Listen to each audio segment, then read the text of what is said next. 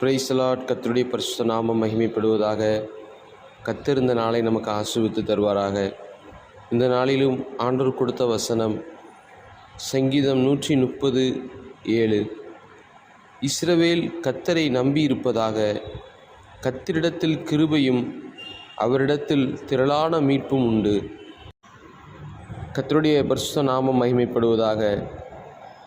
இந்த சங்கீதம் 130 ஆரோகண சங்கீதம். இஸ்ரவேல் ஜனங்கள் தேவாலயத்துக்கு பண்டிகை நாட்களில் போகும் பொழுது பாடுவார்கள் என்று சொல்லப்படுகிறது. அவர்கள் தேவாலயத்துக்கு போகும் பொழுது கர்த்தரிடத்திலே திரளான மீட்பு கிருபை உண்டு என்று ஜனங்கள் பாடி கர்த்தரை மகிமைப்படுத்தினதை நாம் பார்க்கிறோம்.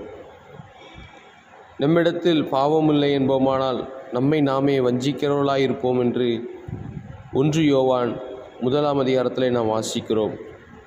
ஆகவே இந்த சங்கீதம் 33:3 பார்க்கும் பொழுது, கர்த்தாவே, நீர் அக்கிரமங்களை கவனித்திருப்பீரானால் யார் நிலை நிற்பான் ஆண்டவரே என்று சொல்லி பாடுகிறார்கள்.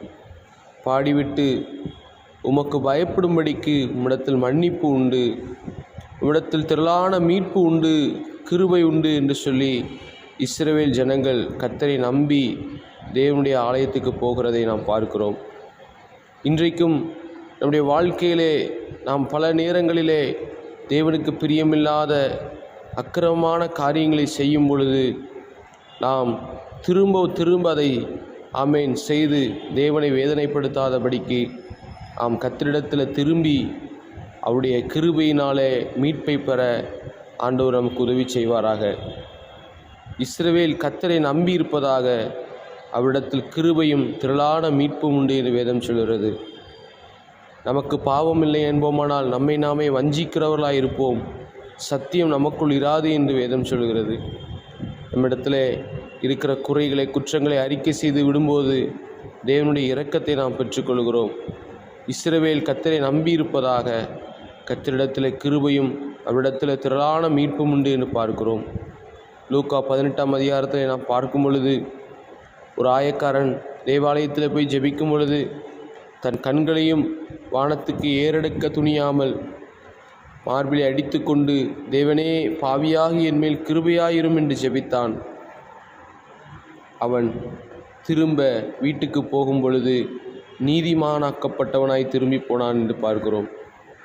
ஆகவே தேவனிடத்திலே வந்து அவருடைய கிருபையினாலே மன்னிப்பை பெறுவோம். மன்னிப்பை பெற்ற நாம் நீதிமான்களாக மாற்றப்படுகிறோம். நீதிமான்களாக மாற்றப்பட்ட நாம் கர்த்தருக்கு பிரியமாய் வாழ நம்மை அர்ப்பணிப்போம். அவரிடத்தில் கிருபையும் திரளான மீட்பும் உண்டு. அவருடைய பிரசன்னத்தில் இருந்து தேவனுடைய தேடி அவருடைய மன்னிப்பை பெற்றுக்கொண்டு ஆண்டவருக்காய் சாட்சியாய் வாழ்வோம். கர்த்தர் தாமே நம்மை ஆசீர்வதிப்பாராக. God bless you.